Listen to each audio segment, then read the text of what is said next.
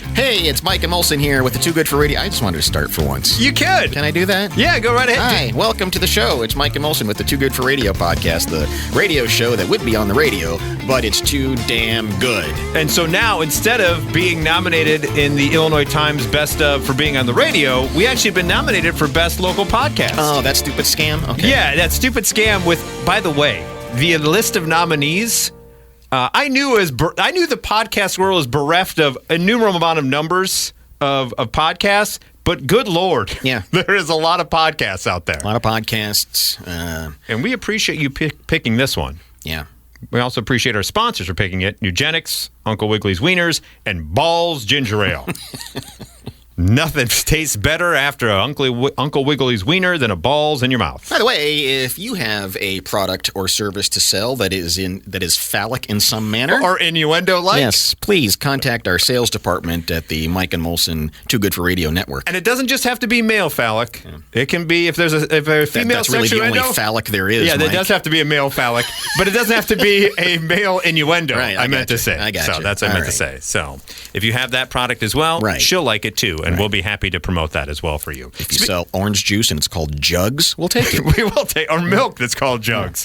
We'll take that as well. Speaking of Jugs, that's where we start. Let's start in England, where a woman got breast augmentation. We're off to a roaring start with... Yes. Yeah. And, over there in England, they've got the National Health Service that just pays for stuff. You just go there and say, I just want it. I want an arm, and they'll just give you an arm. Wherever you'd like. But for whatever reason, they declined this woman's request for a boob job. Okay, understood, unless it was absolutely necessary. I understand why they would decline it. So she said, but I really want one. So she sold her house. Good Lord, how much does that cost over there? That you would have to sell your house to get some bigger boobs? She funded the 10,000-pound app or procedure. 10,000-pound boob. I don't know what I'm saying here. 10,000-pound boobs. 10,000. That's the way. That's a unit of payment. By the way, thank you. it wasn't like she wanted 10,000-pound boobs. Right. They used the pound. Confusing. Yes. So anyway. So she sells the house to get the boobs. Right. So I'm assuming then she used the boobs to start an OnlyFans to buy a better house. Right. The size of her 34H chest. That's too much. The mom was always putting talc under her breasts, having physio on her shoulders, and expensive specialty made bras. And so she wanted to get a boob reduction surgery. So she sold the house to get bigger boobs, and all of a sudden realized these are just basically 10,000-pound boobs. Yeah. And I'm having health problems, so now I need them reduced. I think she was ridiculously large to begin with. And was just getting them reduced. Okay, gotcha. So she had big boobs to begin with and wanted it reduced. Okay, now it makes sense. Victoria comes from a genetically large-breasted family. Her mom, Debbie, has a GG chest. Good Lord, Debbie. Yeah. At the age of Debbie 16, she noticed her breast started to grow and become so big, people would point them out. Jerks. Ha ha, look at big boob Debbie over there. I got bad news for you, Debbie. They always point to you anyway. Yes, it doesn't matter what it is. Hey, you've got boobs. Yes. All right, so she comes from genetically large-breasted individuals. Yes. And so she wanted to reduce the large breastedness, sold her house... Right. To reduce the breastedness. She couldn't pick up her kids, because it was like you're holding them way out here. Couldn't ever play golf, couldn't run, couldn't work out. Hard to find clothes. Oh, I'm sure. Had to get specialty made bras. And those aren't cheap, from what I understand. In early 2020, she inquired about breast reduction, and I guess got it. Okay. Because she had to sell her house. Got a letter to say she wasn't eligible because she wasn't deemed disproportionate enough. Come back when you look more like a freak. Yeah, exactly. You're still kind of natural. She said she had to have a BMI of 25 or under. Okay, gotcha. In order to have any type of reduction because apparently that is kind of losing weight. I guess so.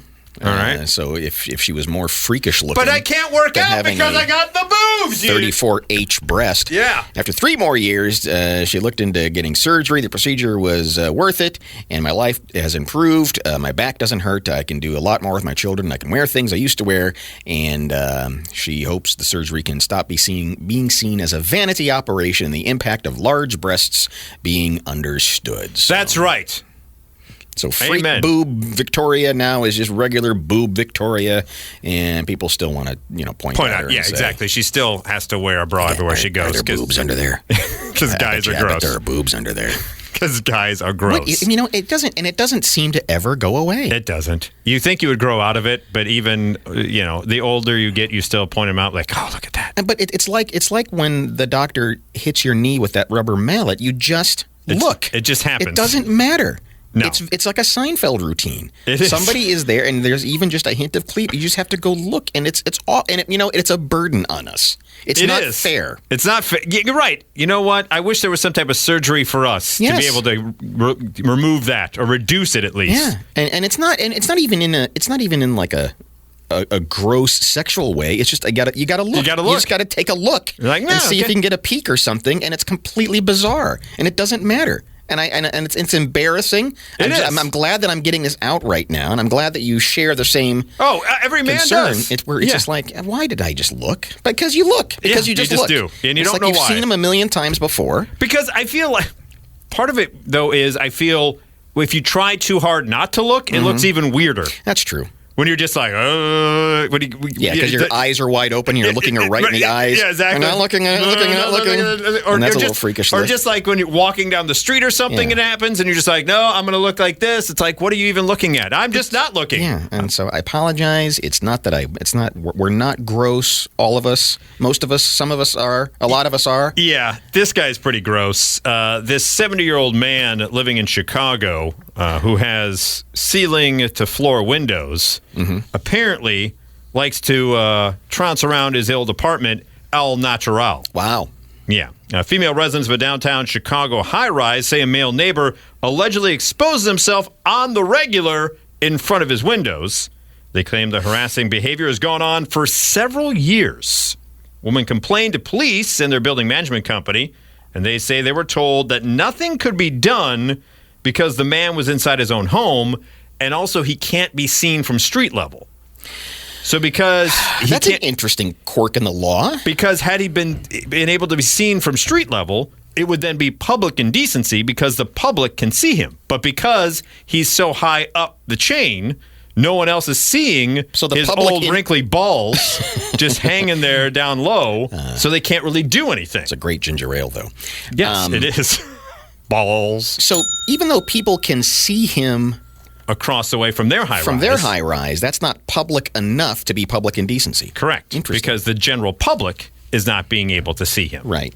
Unless now maybe, I don't know if they open their apartment to the public as like a museum, maybe then he becomes a public hazard. I'm not quite sure. All right. So one woman, this is Caitlin Manaraski, Chicago name I've ever heard of one. the Chicago Manraskis. Yeah, describes a view so violating she fears opening her curtains and is considering selling her condo. Wow, how close are these buildings together? She said, quote, 24/7 he's nude in his unit. I don't know if you can say that. For 10 to 15 minutes a day, he will go near the windows and expose himself and then scratch himself. Wow. A second woman, who did not want to be identified, kept a log, you can't say that about this, during a recent 10-month span. By the way, it's like, you're just keeping a check mark of like every time this guy's nude? There's a little file folder next to the window. Excuse me, I've got to log this. Yeah, real quick. By her count, another ding dong. The man exposed himself a total of 68 times, sometimes multiple times a day. That's incredible. The women have shot cell phone videos of the man from their condos, which are located directly across from his residence on the upper floors of the high-rise. The man's condo, not visible from the street, which is why there are no charges that have been pursued.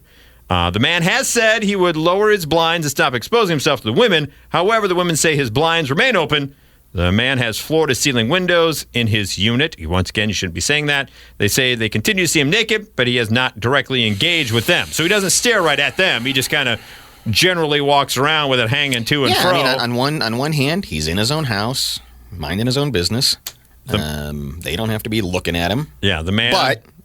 But it seems pretty intentional, too. Yeah, 68 times. How many times it's rare that I am walking nude anywhere in my home because we have the rule about good nude and bad nude. I don't know if 68 times in 10 months that I'd be nude past like anytime I'm even remotely thinking that there may be a situation going on, I either keep the towel with me or I do the weird sprint with the hand over it or something, to kind of get to where I need to go.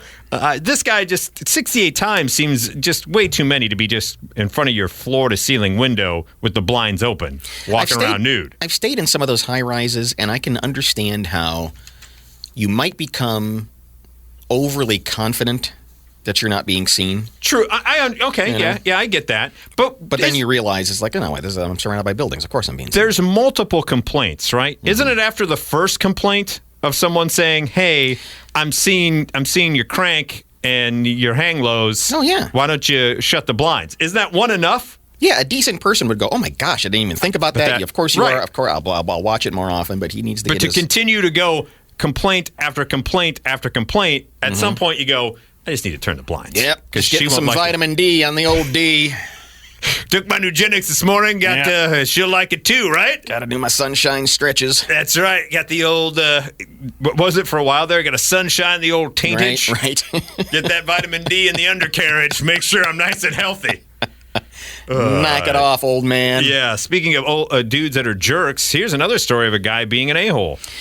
This comes up every once in a while, but we go to Brooklyn where guy and a woman meet on a date, and they meet on a dating app, rather, and they go on a date, and he hands over the credit card to the bartender. "This one's on me." As it should be. First date, you should pay as a guy. A few days later, he sends her a note. He waits a few days. Like all the books tell you to do. Right. Not immediately like, "Oh my God, I had so much fun. Can we go out again?" Right. Hey, said, stalker, knock it off. Would love to see you again. She says, just wasn't feeling it. It happens. "I spent over an hour crafting a polite reply that assured him I had a lovely time but did not see a future connection." What did he order at the bar, by the way? It does not say. In response, the man said, "Could you Venmo me payment for the drinks?" No, I will not. You offered it, and you paid for it because you're being a gentleman. Now you're being an a-hole. Right. So he buys her drinks at the bar on the first date, which is, that's a nice, polite thing to do. And she says, "I was in complete shock. It made it seem like the only reason he would offer to pay for my drinks was that he expected something from me. At the very least, it seems like he expected a second date." Correct. He's like, "Well, I paid for the first time. At least I'm going to get reciprocated and get a meal the second time." Relationship and etiquette experts say the confluence of changing gender norms, popularity of payment apps, and the economic climate tightening people's budgets is making the already fraught first date a little more tense. No. No, you're trying to get... I'm going to teach his own type of guy, right? Mm-hmm. Even in this case, screw that guy. One more symptom might be the awkwardness around how the tab is handled. Some woman said they've had a male date ask for his money back after they've explained they didn't want to go out again. We're culturally moving into a dating environment that we're all unfamiliar with. That's just the cost of doing business. That happens. Write it off on your dating taxes. It's like playing a lottery, right? Yeah. Sometimes you win, sometimes you lose, but if you lose, you don't go back to the lottery and be like, "Hey, Venmo me back the $20 I just spent on lottery tickets." And so what's a woman to do in that situation? Because, unless you start the date by saying, "Hey, let's just do, right now we'll decide we're going to split this."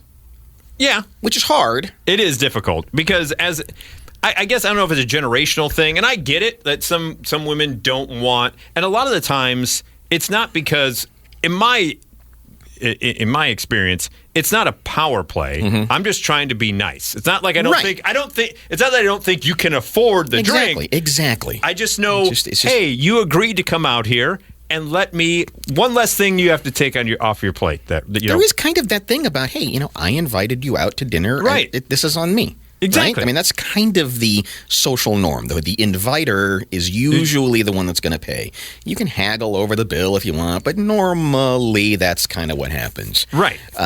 When men in particular ask for their money back, it can underscore the uncomfortable feeling women get that their covered dinner date came with expectations. The man considered the cost of that first date an investment, and that investment did not pan out, said dating app expert Irina Manta, co-host of the Strangers on the Internet podcast. Don't listen to that shit. No, don't listen to that crap-ass podcast. Do not nominate that for anything.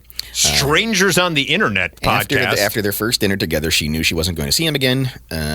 When the check came, she offered to pay her portion, but instead of covering the full bill. But then the next day, when she explained she didn't want to see him, he asked her to Venmo him $30. Oh, come on.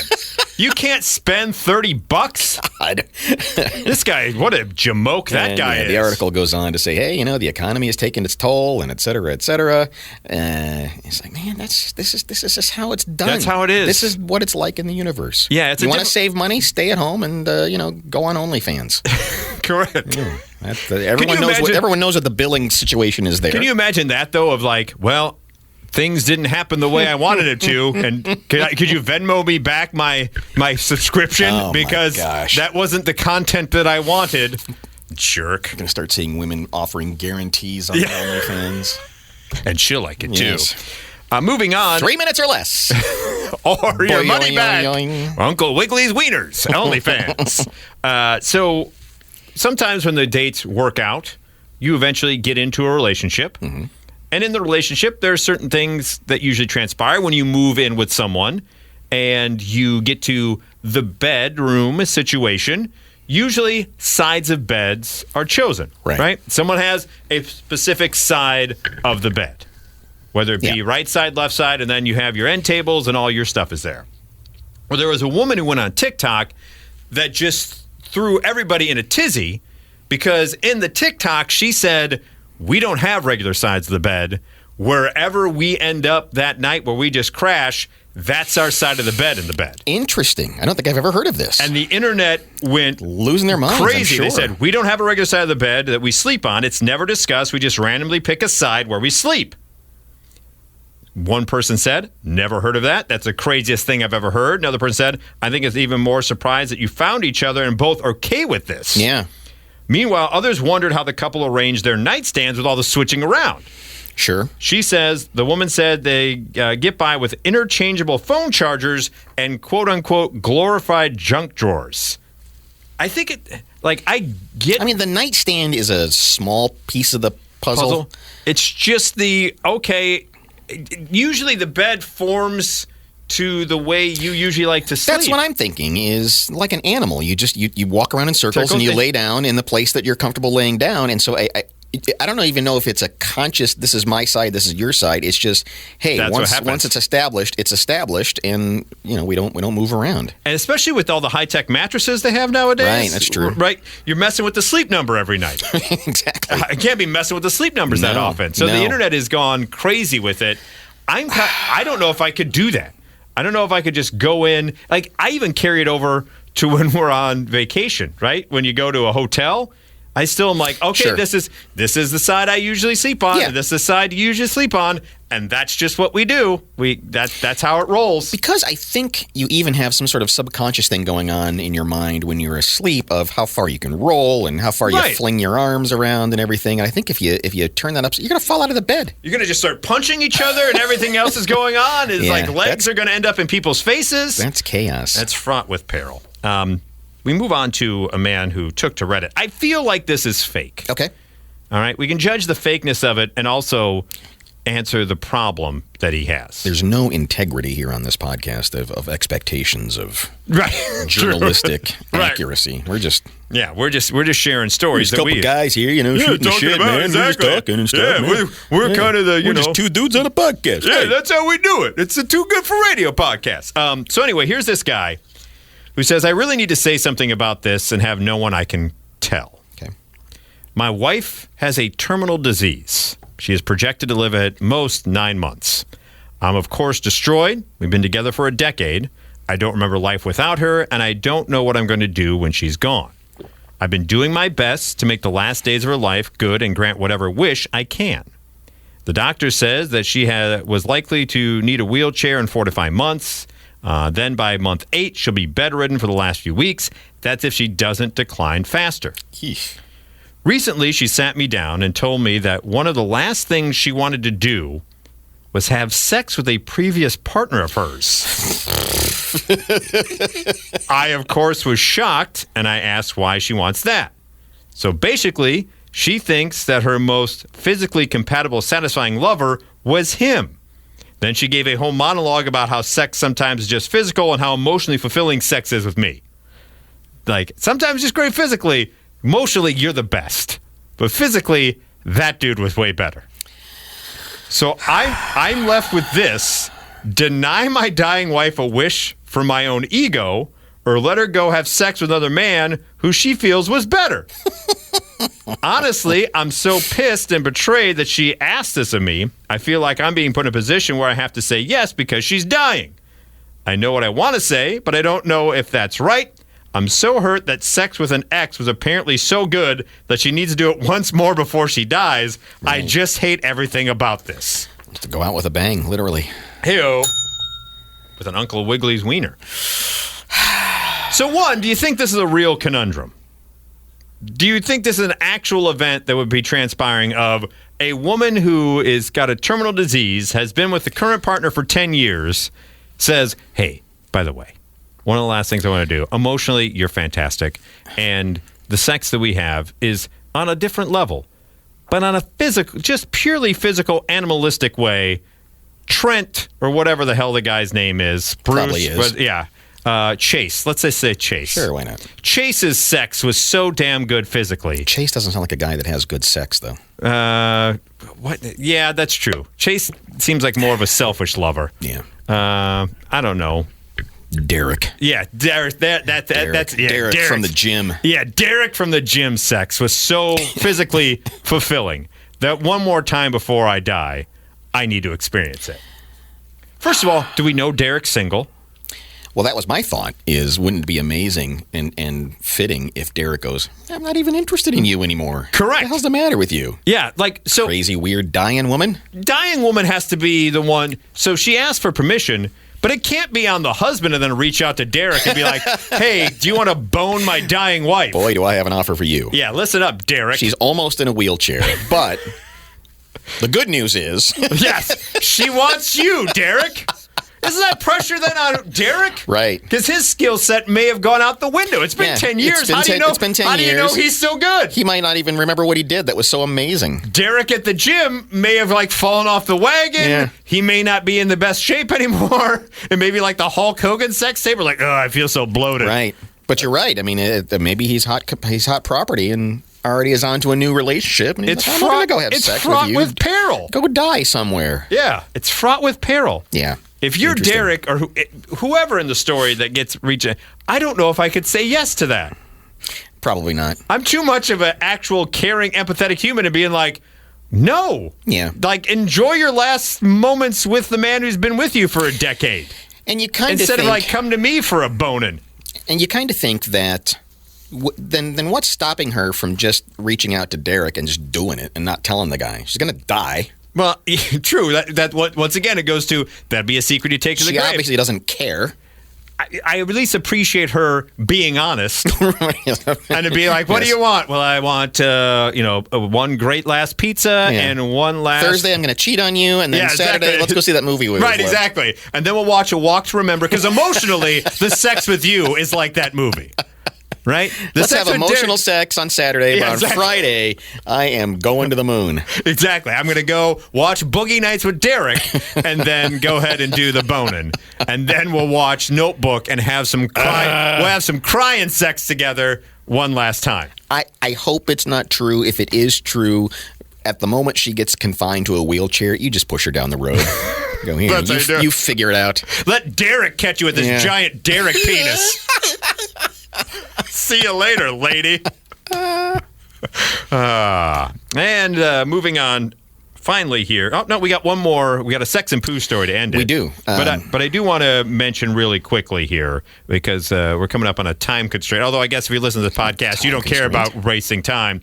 The Bulwer-Lytton Fiction Contest happens every year. This is wonderful. It's a whimsical literary competition honoring Sir Edward George Bulwer-Lytton, whose 1830 novel Paul Clifford begins with, "It was a dark and stormy night." The most cliched way of opening a story. So they have all these various different categories of where you just write the worst possible things you can write, and then they have a board of pseudo-literary people that vote on the winners. You write a fictional opening to a story that doesn't exist. Yeah. So the grand prize winner, so they have all these different categories, and I'll go through some of the other ones. Okay. But the grand prize winner of the best terrible opening of a novel that doesn't exist comes from Maya Pasick from New York, New York, who begins, "She was a beautiful woman. More specifically, she was the kind of beautiful woman who had an hour-long skincare routine that made her look either ethereal or like a glazed donut, depending on how attracted to her you were." Love that. That's brilliant. That is your grand prize winner. The special award goes to an individual who wrote, "It was a sunny day in Los Angeles, hot and bright, and I was in my office playing mahjong against myself and losing when she walked in, 120 pounds of dynamite, a blonde with legs that began at her ankles and ended in trouble." Sexy. Yes. Here's the winner from the adventure category. Mm-hmm. The man squinted his eyes as the blistering cold winds battered his rugged face, his eyes darting about, desperately hoping, daring to dream that amidst the frozen wasteland, he would find the last Klondike bar that he had hidden in his freezer. I like this one a lot. From the children's and young adult literature, the winner says, and I quote, this is David Schnook from Berkeley, California. David Schnook. As Snow White met her new, cheaper replacement dwarves for the first time, shaking hands in turn with the likes of Sweaty, Greasy, and Flabby, aptly named identical twins Grabby and Gropey, and proud owner of a joy buzzer, Scabby, she found herself wondering if the savings would prove to be worth it, as she was about to learn why the others are so afraid of the seventh new dwarf, the oddly named Oozy. Oh, my gosh. Here's the best winner of the inspiration category, which is you start with dark and stormy. It was a dark and stormy night. The rain fell in torrents, except at occasional intervals when it was checked by a violent gust of wind which swept up the streets, rattling alongside the housetops and fiercely agitating the scanty flame of the lamps that struggled against the darkness. A couple more here. We got the winner of the fantasy and horror. That one's not that great. Okay. Historical fiction I love. Here's the winner of historical fiction. Hit it.